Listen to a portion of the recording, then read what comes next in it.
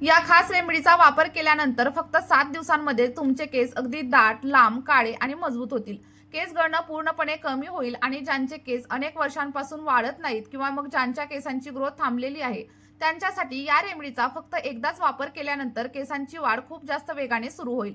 जर तुमच्या केसांमध्ये खूप जास्त डॅन्ड्रफ झालेला असेल किंवा मग केस डॅमेज झालेले असतील किंवा मग फ्रिझी झालेले असतील, तर हे सगळं काही कमी होईल आणि आपली ही रेमेडी बनवण्यासाठी तुम्हाला अजिबात खर्च देखील करावा लागणार नाही. किचन मधील फक्त 2 ते 3 वस्तू वापरून आपण आजची ही रेमेडी तयार करणार आहोत. चला तर मग जास्त वेळ न घालवता रेमेडी बनवायला सुरुवात करूया. पण त्या अगोदर तुम्ही आपला हा व्हिडिओ कोणत्या गावामधून किंवा मग कोणत्या शहरामधून पाहत आहात मला कमेंटमध्ये सांगायला अजिबातच विसरू नका. रेमेडी बनवण्यासाठी सर्वात अगोदर आपल्याला इथं चहापत्तीचा वापर करायचा आहे. ही तीच चहापत्ती आहे जी आपण चहा बनवण्यासाठी वापरत असतो. चहापत्ती फक्त चहा पिण्यासाठीच नाही तर याचे अनेक फायदे देखील आपल्या केसांसाठी आहेत. आपण ती आपल्या केसांवरती देखील वापरू शकतो आणि चहापत्ती आपल्या केसांसाठी खूप जास्त फायदेशीर मानली जाते. कारण यामध्ये अँटीऑक्सिडंट, टॅनिन आणि कॅफीन असतात, जे आपल्या केसांना मजबूत बनवतात, केस गळणं कमी करतात आणि वेळेपूर्वी पांढरे होणारे केस देखील कमी करतात. त्याचप्रमाणे जर केसांमध्ये डॅन्ड्रफ असेल तर तो कमी करतात आणि केसांना एक नैसर्गिक चमक आणि डार्क असा रंग देतात, ज्यामुळे आपले केस दाट, लांब आणि चमकदार बनण्यासाठी मदत होते. विशेषतः आपण चहापत्ती जेव्हा मेहंदी सोबत वापरतो तेव्हा आपल्या केसांना खूप छान असा रंग येतो. तर बघा, सगळ्यात पहिल्यांदा आपल्याला काय करायचंय तर साधारणतः 1 चमचा एवढी चहापत्ती घ्यायची आहे आणि त्यानंतर ही चहापत्ती एका जाड बुडाच्या स्टीलच्या भांड्यामध्ये ऍड करा. जर तुमच्याकडे स्टीलचा पॅन वगैरे असेल तर तुम्ही त्याचा देखील नक्कीच वापर करू शकता. आणि इथं मी फक्त 1 चमचा चहापत्ती वापरली आहे. जर तुम्ही आपली ही रेमेडी पहिल्यांदाच वापरत असाल तर तुम्हाला 2 चमचे एवढ्या चहापत्तीचा वापर करायचा आहे. माझे केस खूप जास्त सिल्की आहेत, स्मूथ आहेत, त्यामुळे मी फक्त 1 चमचा एवढी चहा पावडर घेतलेली आहे. आणि त्यानंतर साधारणतः 1 ग्लास एवढं फिल्टर केलेलं पाणी याच्यामध्ये ऍड करा. लक्षात ठेवा, खाऱ्या पाण्याचा किंवा मग बोरिंगच्या पाण्याचा वापर आपली ही रेमेडी बनवण्यासाठी अजिबात करू नका. दोन्ही गोष्टी व्यवस्थित अशा मिक्स करून घ्या आणि मिक्स केल्यानंतर आपल्याला सगळं काही मिश्रण गॅसवरती ठेवायचं आहे आणि त्यानंतर अगदी मीडियम फ्लेमवरती किंवा मग लो फ्लेमवरती अगदी 2 ते 3 मिनिटं व्यवस्थित असं उकळून घ्यायचं आहे. सुरुवातीला गॅसची फ्लेम थोडीशी हाय ठेवा आणि त्यानंतर एक उकळी येईपर्यंत वाट बघा.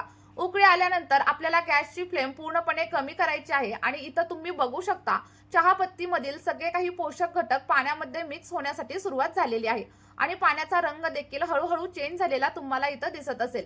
आता बघा, पाण्याला एक चांगली अशी उकळी आल्यानंतर आपण गॅसची फ्लेम कमी करणार आहोत आणि हे चहापत्तीचं पाणी आपण अनेक वेगवेगळ्या प्रकारे आपल्या केसांवरती अप्लाय करू शकतो. आणि या व्हिडिओमध्ये मी तुम्हाला 2 ते 3 वेगवेगळ्या पद्धती सांगणार आहे.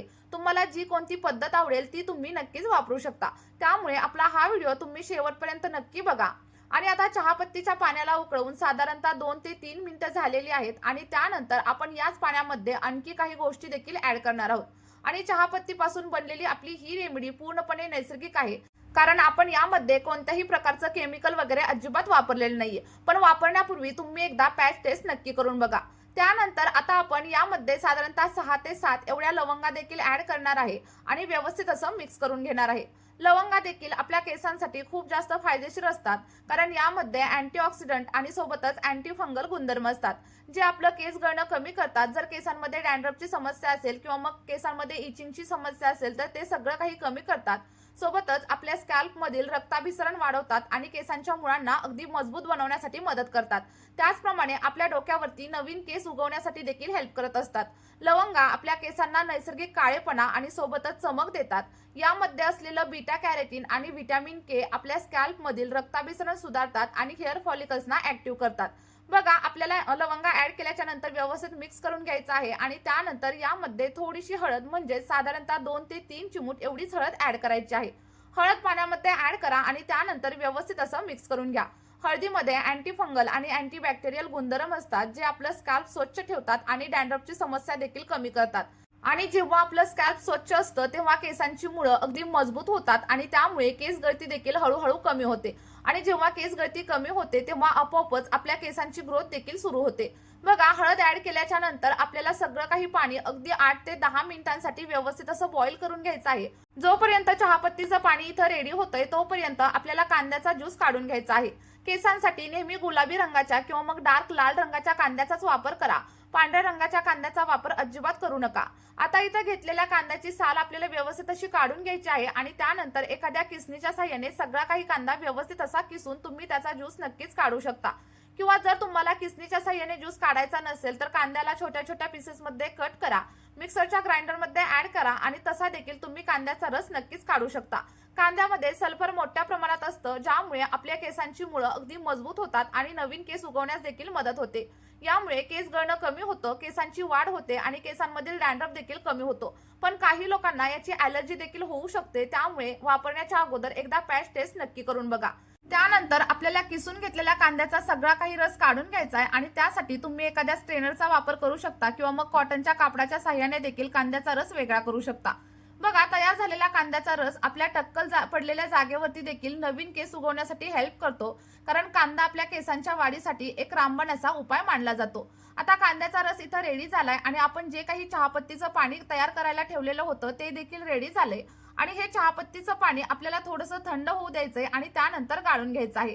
लक्षात ठेवा, गरम असताना कोणतीच गोष्ट केसांवरती अप्लाय करू नका, पूर्णपणे थंड करून घ्या आणि त्यानंतरच केसांवरती अप्लाय करा, कारण गरम गोष्टी केसांवरती अप्लाय केल्याच्या नंतर आपल्याला स्प्लिट एंडची समस्या जाणवायला लागते आणि त्यासोबतच केसांची मुळं देखील अगदी कमकुवत होतात, केस अगदी ड्राय आणि फ्रीझी होण्यासाठी सुरुवात होत असते। बघा, आपलं इथं सिरम तयार झालेलं आहे आणि हे सिरम तुम्ही असं देखील केसांवरती अप्लाय करू शकता। व्हिडिओमध्ये मी तुम्हाला पुढे 2 ते 3 वेगवेगळ्या पद्धती सांगणार आहे, त्यामधील कोणतीही पद्धत तुम्ही नक्कीच वापरू शकता। आता बघा, जर आपले केस खूप जास्त ड्राय असतील, फ्रीझी असतील तर आपल्याला या सिरम मध्ये साधारणतः 1 चमचा एवढं ॲलोवेरा जेल देखील ऍड करायचं आहे आणि ज्या लोकांचे केस ड्राय नसतील तर त्यांनी ॲलोवेरा जेल इथं स्किप केलं तरी देखील चालू शकतं। बघा, ॲलोवेरा जेलमुळे आपले केस अगदी हायड्रेट राहतात आणि केसांमध्ये एक वेगळ्याच लेवलची चमक आणि हेल्दीपणा येण्यासाठी हेल्प होत असते।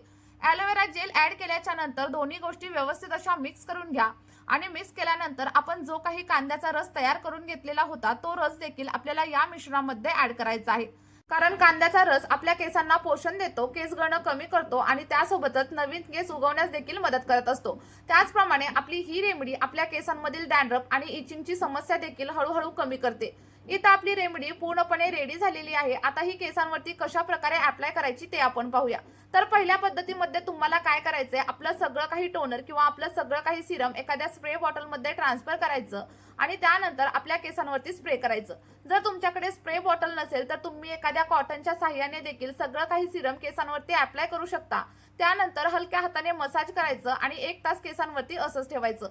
1 तासानंतर तुम्ही अगदी माइल्ड शॅम्पूने हेअर वॉश देखील नक्कीच करू शकता। आता त्यानंतर मी तुम्हाला दुसरी पद्धत सांगते। तर या पद्धतीमध्ये तुम्हाला काय करायचंय, तर मेहंदीमध्ये आपलं हे पाणी ऍड करायचं आणि त्यानंतर मेहंदी केसांवरती अप्लाय करायची। असं केल्यामुळे केसांच्या ज्या काही समस्या असतील त्या हळूहळू कमी होण्यासाठी हेल्प होईल। आणि तिसरी आणि सगळ्यात शेवटची पद्धत म्हणजे जेव्हा पण तुम्हाला हेअर वॉश करायचं असेल तेव्हा आपल्या याच पाण्यामध्ये तुमचा शॅम्पू ऍड करा, व्यवस्थित असं मिक्स करा आणि त्यानंतर त्या पाण्याने हेअर वॉश करा। बघा, 1 ते 2 वापरामध्येच केसांच्या समस्या हळूहळू कमी होतील आणि जर तुम्ही हे सिरम टोनर म्हणून वापरत असाल तर आठवड्यामधून 2 ते 3 वेळा ट्राय करून बघा, तुमची केस गळती कमी होईल आणि केस अगदी सिल्की, स्मूथ आणि शायनी होण्यासाठी हेल्प होईल। चला तर मग या व्हिडिओमध्ये इथेच थांबूया। Bye bye.